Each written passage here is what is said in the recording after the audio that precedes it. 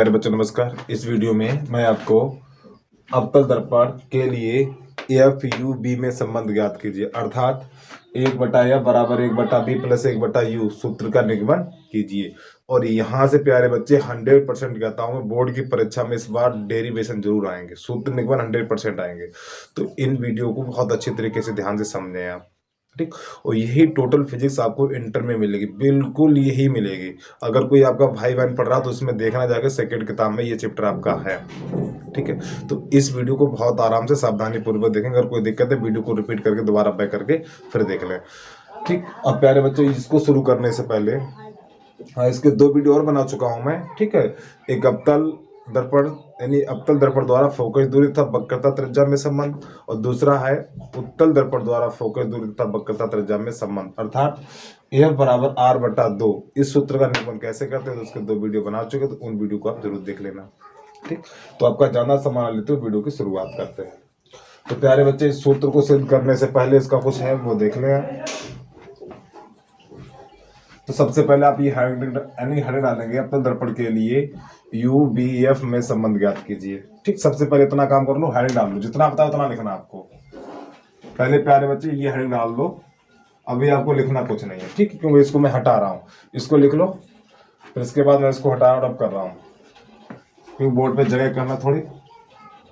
अब थोड़ा आपको ध्यान से देखना है यहाँ पर। तो प्यारे बच्चे, ये है आपका अवतल दर्पण, ठीक है। और इधर हो गई ये कलई, ये हमने कर दी इधर बेटा कलई। ध्यान से समझना इस बात को।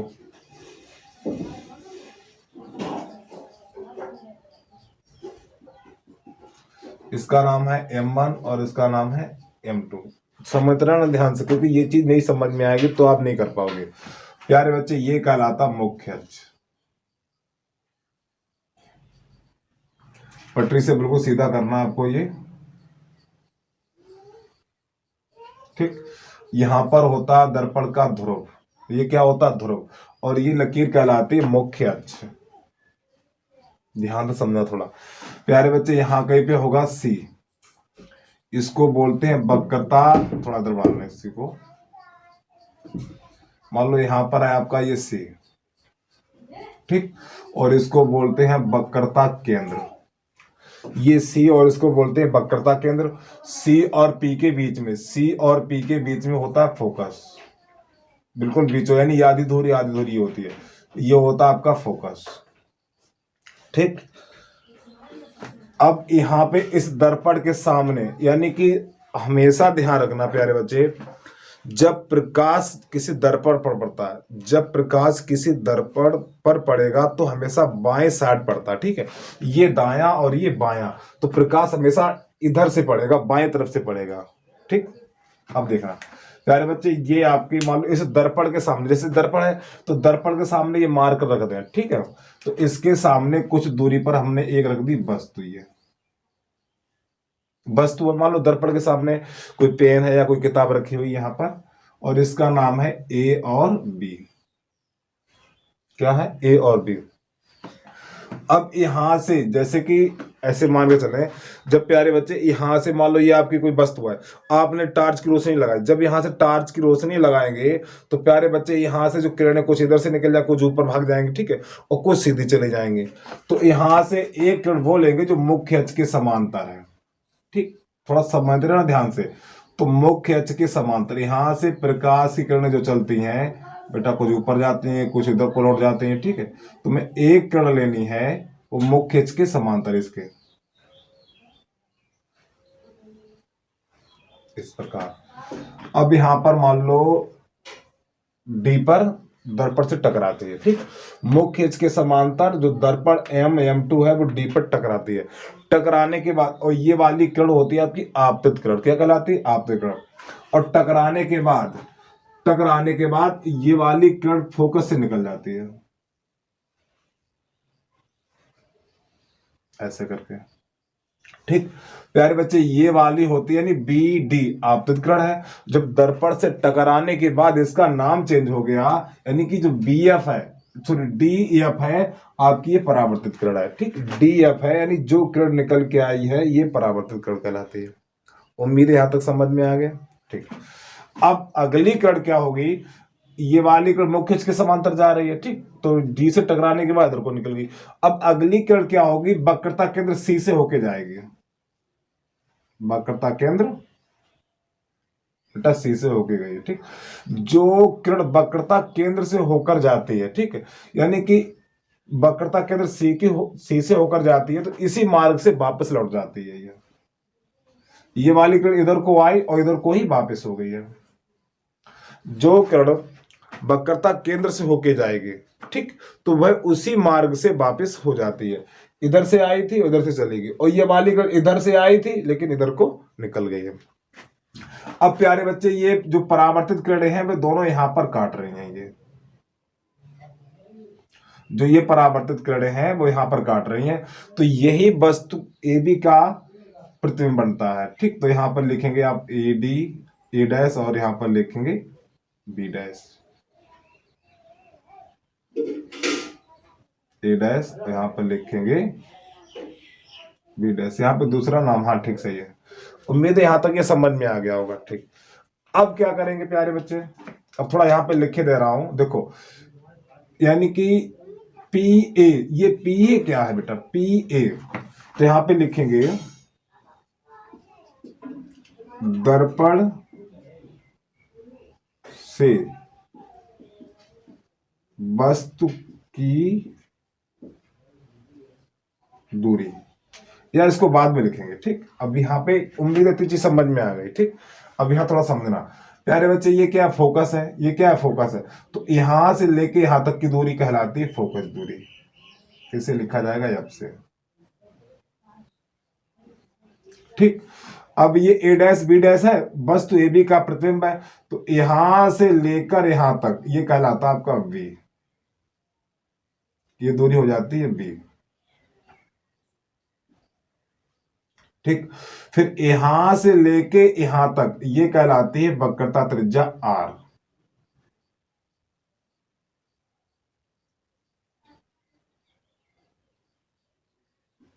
ठीक है, यानी सी से लेके पी तक की दूरी क्या कहलाती है, आर। फिर यहां से लेके यहां तक की दूरी कहलाती है यू। क्या कहलाती है आपकी, यू दूरी कहलाती है ये।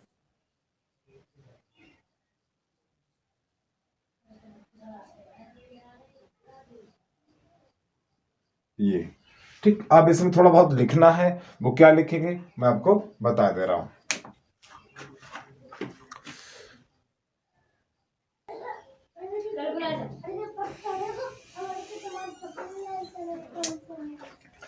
प्यारे बच्चे इसमें थोड़ा लिखना बहुत जरूरी है, लेकिन ये पॉइंट है, ये वाले जो पॉइंट है आपको समझने हैं।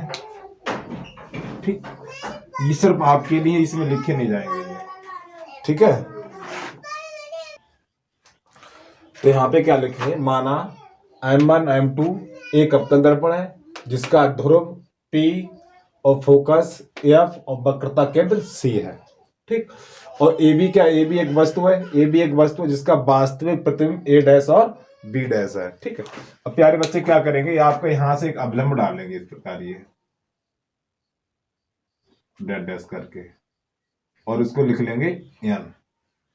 ठीक, अब इसकी हम शुरुआत करते हैं, थोड़ा और बता दें। देखो, दर्पण से वस्तु की दूरी, यानी ये आपकी एक वस्तु है, ये क्या एक वस्तु है, तो यहां से लेकर यहां तक की दूरी, यानी ए से लेकर पी तक की दूरी प्यारे बच्चे यू कहलाती है। ठीक है, यानी ए से लेके पी तक, ए से लेके पी तक क्या है, दर्पण से वस्तु की दूरी है। ठीक है, ए से लेकर पी तक दर्पण से वस्तु की दूरी है।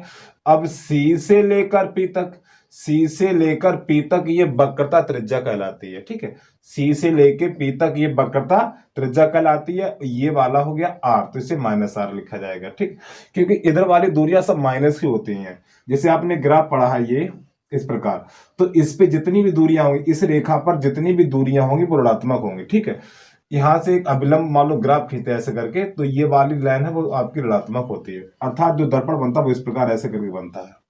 ठीक, यहां से तो ये रेखा आपको मिल रही है यहां पर, तो प्यारे बच्चे इस रेखा पर जितनी भी दूरी होंगी वो माइनस की ली जाती है। अब इसके बाद तो यहां से लेके यहां तक दर्पण से वस्तु की दूरी u हो जाता है। ठीक, अब यहां से लेके यहां तक वक्रता यानी c और p वक्रता त्रिज्या, इसका मान r हो जाता है। ठीक, फिर यहां से लेके यहां तक यानी कि a डैश b डैश क्या है, a डैश b डैश है वस्तु ab का प्रतिबिंब, प्रतिबिंब का अर्थ है इसकी परछाई। ठीक है, a डैश से लेकर b तक, तो ये हो जाती है यानी कि प्रतिबिंब की लंबाई, सॉरी प्रतिबिंब की लंबाई नहीं, यानी कि दर्पण से प्रतिबिंब की दूरी, यानी दर्पण से प्रतिबिंब की दूरी। फिर इसके बाद यहां से लेके यहां तक यानी एफ से लेकर पी तक, एफ से लेकर पी तक, तो दर्पण से फोकस तक की दूरी, यानी दर्पण से फोकस तक की दूरी फोकस दूरी कहलाती है, यानी दर्पण से फोकस की दूरी। ठीक है, यानी ये वाली तो क्या कहलाती है प्यारे बच्चे, फोकस दूरी कहलाती है। ठीक, इसे एफ से लिखा जाएगा। तो उम्मीद है ये चीज समझ में आ गई। अब हल कैसे करते हैं वो देखिए। तो यहाँ पे प्यारे बच्चे आपको दो त्रिभुज दिखाई दे रहे हैं, कौन कौन से दे रहे हैं, एक ये वाला और एक ये त्रिभुज। तो यहां पर लिखेंगे हम त्रिभुज A B C, A B और सी समरूप त्रिभुज। अब ये वाला त्रिभुज ले लिया, अब ये छोटा वाला त्रिभुज लेंगे, सी ए डैश और बी डैश में। जब प्यारे बच्चे ये दोनों समरूप त्रिभुज होते हैं तो इनकी संगत भुजाएं आपकी समान होती हैं। ठीक है, सॉरी, संगत भुजाएं समानुपात में होती हैं। ठीक, जब त्रिभुज समरूप होते हैं संगत भुजाएं समानुपात में होती हैं। समरूप क्या होता है, थोड़ा समरूप देख लें आप। समरूप का अर्थ बिल्कुल सेम आकृत होनी चाहिए, बिल्कुल सेम आकृत, एक छोटी और एक बड़ी, तो समरूप कहलाता है आपका। ठीक है, अब ऐसे मान के चलें, एक 10 रुपए का नोट है, या देखो बेटा एक ये व्रत है और एक ये व्रत है। ठीक, अब ये भी व्रत है और ये भी व्रत है, बस ये छोटा और ये बड़ा है, तो दोनों व्रत कैसे होंगे, समरूप होंगे। समरूप का अर्थ है एक आकृत छोटी और एक बड़ी, लेकिन आकृत वही होनी चाहिए, तो क्या कहलाता, समरूप कहलाता आपका। ठीक है, तो समरूप में क्या होता है, संगत कोण बराबर होते हैं और संगत भुजाएं समानुपात में होती हैं। तो कैसे करेंगे वो देखना आपको। तो प्यारे बच्चे पहले इसकी ये ऊंचाई, तो यहां पर लिखेंगे ए बी बटा इसकी ऊंचाई, फिर ये इसकी ऊंचाई, इसकी ऊंचाई कितनी है ए डैश और बी डैश बराबर, फिर इसका ये आधार ए सी, तो यहां पे लिखेंगे ए सी और बटा, फिर इसका आधार है सी ए डैश। ठीक, ये समीकरण नंबर 1 हो गया आपका। उम्मीद है ये चीज समझ में आ गई आपको। देखिए एक बार फिर, इसकी ऊंचाई ए बी और बटा ए डैश बी डैश। ठीक है, फिर इसका आधार ए सी, फिर बटा इसका आधार सी ए डैश। अब क्या करेंगे वो देखना है। तो प्यारे बच्चे अब ये वाला समकोण त्रिभुज लिया जाएगा, यानी त्रिभुज त्रिभुज ये वाला F N D, F N D और समरूप त्रिभुज ये वाला F A dash B dash, F A dash और बी डैश। ठीक, में इसमें बिल्कुल यही काम करेंगे। तो इसमें क्या करेंगे, इसकी ऊंचाई ये है तो डी एन, यहां पर लिखेंगे डी एन, इसकी ऊंचाई और बटा ये ऊंचाई ए डैश और बी डैश बराबर। ठीक, यानी इसकी ऊंचाई फिर इसकी ऊंचाई, अब इसका आधार, तो यहां पर लिखेंगे एफ एन और बटा A dash F, A dash और एफ। ठीक, अब यहां पर क्या करेंगे वो देखना है। अब प्यारे बच्चों आपने आयत देखा होगा, ये आपने ये आयत देखा हुआ, तो आयत में क्या होता है प्यारे बच्चे, ये दोनों भुजाएं आपस में कैसी होती हैं, बराबर होती हैं, और ये दोनों भुजाएं कैसी होती हैं, बराबर होती हैं। तो इसी प्रकार यहां पर ए बी बराबर हो जाएगा डी एन। ठीक है, अर्थात डी एन बराबर क्या लिखेंगे, ए बी, तो यहां पर लिखेंगे आप डी एन बराबर ए बी। ठीक है, डी एन बराबर ए बी, क्यों, क्योंकि ये ए बी सी डी यानी ए बी और डी पी एक आयत हो जाएगा। अगर लिखना चाहो तो लिख दो यहां पर ए बी पी डी एक आयत है। जब ये आयत है तो आयत की सम्मुख भुजाएं समान होती हैं। अब क्या करेंगे, तो इसकी जगह पे ये DNA की जगह पे AB रख देंगे, तो यहां पर हो जाएगा आपका डी एन की जगह पे AB रखेंगे, तो प्यारे बच्चे AB बटा A डैश B डैश और बराबर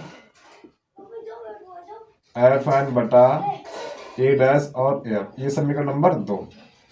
अब यहां पर लिखा जाएगा समीकरण तथा 2 से, समीकरण तथा 2 से।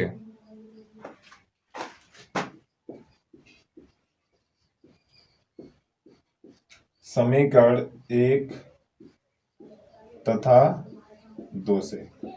प्यारे बच्चे चीज नोट कर लो, ये बहुत महत्वपूर्ण है, ठीक है। अगर इसको नहीं समझ पाओगे तो आपको दिक्कत हो जाएगी, बता रहा हूं, ठीक है। इसको नोट कर लें, अब इसको मैं साफ करने वाला हूं, ठीक है।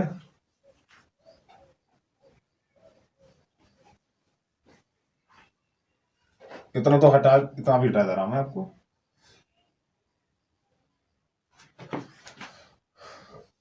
अब क्या करेंगे वो देखिए, समीकरण तथा 2 से। तो प्यारे बच्चे समीकरण तथा 2 से जो चीज बराबर होती है वो नहीं लिखा जाता, ठीक। देखो ये दोनों बराबर है, ए बी बटा A dash B dash, A B बटा ए डैश बी डैश, तो ये दोनों बराबर है, तो ये दोनों नहीं लिखे जाएंगे, तो ये दोनों आपके लिखे जाएंगे। तो यहाँ पर क्या लिखेंगे, इन दोनों को आपस में बराबर कर देंगे, तो यहाँ पर लिखेंगे आप ए सी बटा सी ए डैश और बराबर, अब ये वाला लिखेंगे एफ एन बटा ए डैश और एफ, इतना। उम्मीद है ये चीज समझ में आ गई होगी आपको। अब क्या करेंगे प्यारे बच्चे, वो थोड़ा आपको देख लेना है। अब यहां पर लिखेंगे यदि दर्पण का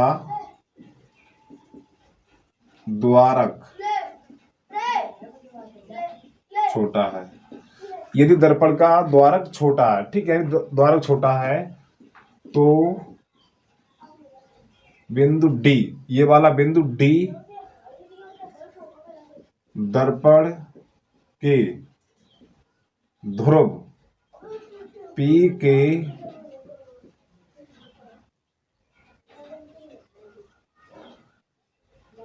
नहीं बेटा, यहां पर यह चीज नहीं लिखी जाएगी। यदि दर्पण का द्वारक छोटा है तो बिंदु डी दर्पण के ध्रुव P के समीप होगा, ठीक। ये लाइन लिखने के बाद तो यानी ये वाला बिंदु कहां पर होगा, मान लो यहां कहीं होगा, ठीक है, यानी डी बिंदु है P के समीप होगा। तो आप इसमें क्या करेंगे, तो ये एफ एन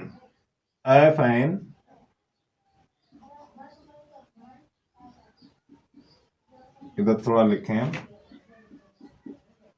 एफ एन बराबर, यानी एफ एन बराबर एफ पी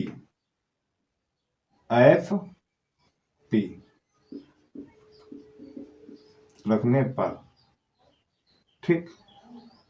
अब यहां पर क्या करेंगे, एफ एन, यानी एफ एन की जगह पे यहां पर क्या लिखेंगे, पी अब लिखेंगे। तो आपका ए सी बटा सी ए डैश बराबर, यहां पे लिख देंगे एफ पी और बटा ए डैश और एफ। अब आपको थोड़ा यहां पर ध्यान से समझ लेना है। देखिए प्यारे बच्चे, ए से जितनी भी दूरियां ली जाती हैं, प्यारे बच्चे जितनी भी दूरियां ली जाती हैं वो दर्पण के ध्रुव तक ली जाती हैं, यानी यहां से ली जाएंगी। जितनी भी दूरियां नापी जाती है वो यहां से नापी जाती है, पी से नापी जाती हैं। अब थोड़ा देखना, यहाँ पर ये ए सी है आपका, क्या है ये ए सी, यानी यहां से लेके यहां तक की दूरी। तो हम क्या लिखेंगे, पहले यहां से लेके यहां तक दूरी, यहां तक लेंगे यहीं से, यानी जितनी भी दूरी लेंगे सबसे पहले यहां से लिखा जाएगा।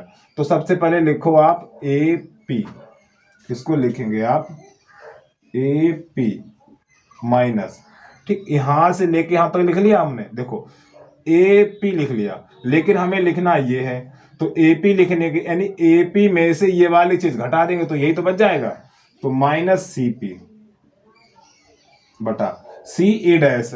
अब देखो ये दूरी है आपकी, ये दूरी, तो मैंने कहा आपको यहां तक लिखना है, तो पहले ये लिख लो सी पी, यानी भैया देखो यहाँ पे सी ए डैश लिखा हुआ है, तो सी ए डैश, तो इस दूरी को दर्शाने के लिए हम क्या करेंगे, पहले यहां से लेके यहां तक लिखा, फिर ये वाला हमने घटा दिया माइनस ए डैश और पी बराबर। अब एफ पी, तो देखो एफ पी ये पूरा यहां तक कोई दिक्कत नहीं, तो इसको ऐसे छोड़ देंगे एफ पी, बटा, अब नीचे वाला ए डैश एफ, तो देखो बेटा ए डैश एफ ये वाला है, तो क्या करेंगे पहले यहां से लेके यहां तक लिखेंगे, आप यहां से लेकर यहां तक, तो यहां पे लिखेंगे ए डैश पी, और बेटा ये वाली दूरी लिख रहे हैं ना हम, ये वाली, तो इसको कैसे लिखेंगे ए डैश पी, फिर माइनस एफ पी घटा देंगे। ठीक, अब इनके लगा देंगे मान, इनके लगाएंगे हम मान, देखिए ए पी यानी ए और पी, तो यहां से लेके यहां तक की दूरी कितनी है यू, तो माइनस यू लिखा जाएगा। ठीक, ये जो दूरियां हैं एफ बी आर और यू सब माइनस की हैं। ठीक है, अब यहां पर देखिए सीपी यानी यहां से लेके यहां तक की दूरी, यहां से लेके यहां तक की दूरी बेटा आर है, देखो ये लिखा हुआ आर। ठीक, तो यहां पे क्या करेंगे माइनस का आर लिख देंगे बटा, अब सीपी, फिर देखो सीपी बराबर क्या माइनस का आर ही है, जो मैंने ये साफ कर दिया था वो आप चीज देख सकते हैं अभी, माइनस ए डैश पी, देखो ए डैश पी यानी यहां से लेके यहां तक की दूरी क्या है बी है, बराबर एफ पी यानी यहां से लेके यहां तक की दूरी क्या है माइनस का एफ, बटा फिर ए डैश पी यानी ए डैश पी तो माइनस का है आपका वी, फिर एफ पी यानी यहां से लेके यहां तक, तो ये माइनस पहले फिर माइनस एफ। ठीक है, अब इसको करना है हल, तो बेटा देखो माइनस का तो ये तो यू रहेगा, और माइनस माइनस प्लस तो ये बन जाएगा आपका आर, ये माइनस का आर रहेगा, ये माइनस माइनस प्लस तो बन जाएगा वी, बराबर माइनस का एफ और बटा माइनस का वी, ये माइनस माइनस प्लस तो बन जाएगा एफ। अब आपने यहां पे एक सूत्र पढ़ा होगा, आपको दिखाई दे रहा है यहां तक ये, ठीक, यहां पे सूत्र पढ़ा है आपने, यानी कि एफ बराबर आर बटा 2, ये पढ़ा हुआ है। ठीक है, अब इसके नीचे कर लेंगे तो कैसे गुणा करेंगे, तो आर बराबर हो जाएगा 2f, तो यहां पे लिखेंगे आप आर बराबर 2f रखने पर। ठीक है, आर बराबर क्या लिखेंगे 2f रखने पर, तो आर की जगह पे लगा दो 2f, जब इस आर की जगह पे 2f लगाएंगे तो माइनस यू और प्लस 2f बटा, तो माइनस का 2f और प्लस का v बराबर माइनस का f बटा माइनस का b और प्लस का f। ठीक, अब क्या करेंगे प्यारे बच्चे, इसका करेंगे गुणा। अब देखना, इसका गुणा इसमें करो,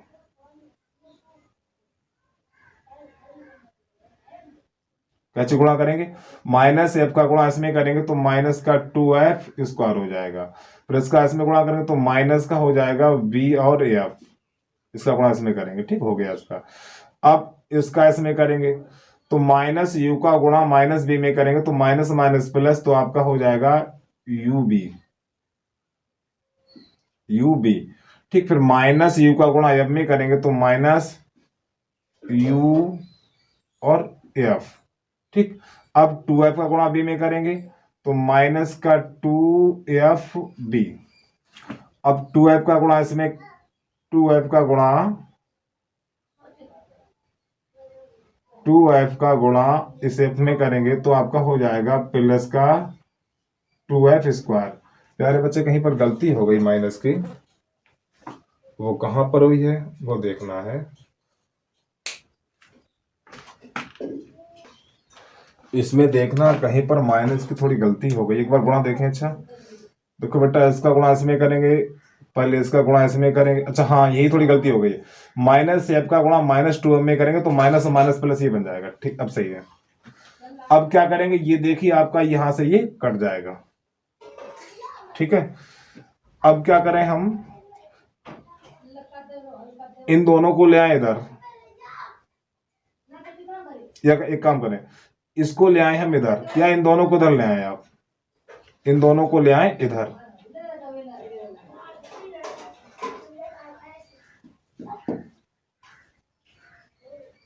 यानी इन दोनों को ले आओ इधर, इसको छोड़ दो उधर, ठीक है। तो माइनस का v और f इन दोनों को इधर लाएंगे तो ये माइनस हो तो प्लस uf, ये माइनस है तो बेटा ये प्लस हो जाएगा और प्लस 2fv और उधर बचेगा u और v इस प्रकार, ठीक है। तो इसको उधर लिख देंगे तो u और v बराबर, अब प्यारे बच्चे ये देखो माइनस और ये प्लस है तो 2, इसको हम ऐसे और लिख सकते हैं fv, ठीक। तो 2fv में से एक fv घटा देंगे तो बचेगा आपका fv, ठीक, और प्लस ub। अब दोनों पक्षों में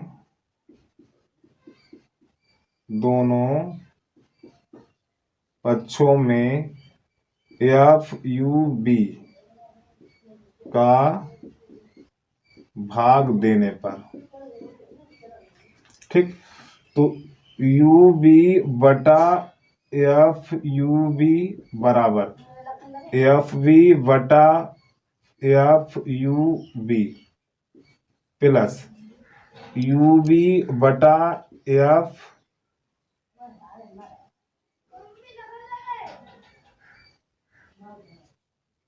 यहाँ पे थोड़ी गलती हो गई, हाँ ठीक बेटा f होगा, यहाँ पर क्या होगा f होगा, अब सही, क्योंकि ये चीज बती देखो इसमें से घटाया तो f भी बचा था, अब uf तो ऐसे ही बचा ना, तो ऐसे लिख देंगे uf, फिर f u और b इस प्रकार।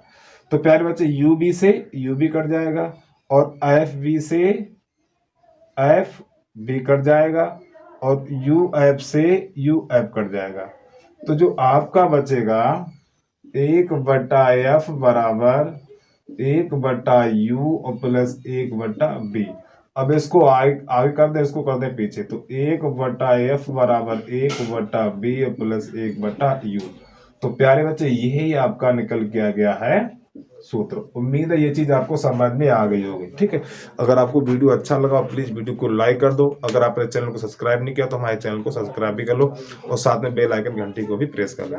बस प्यारे बच्चों आज के लिए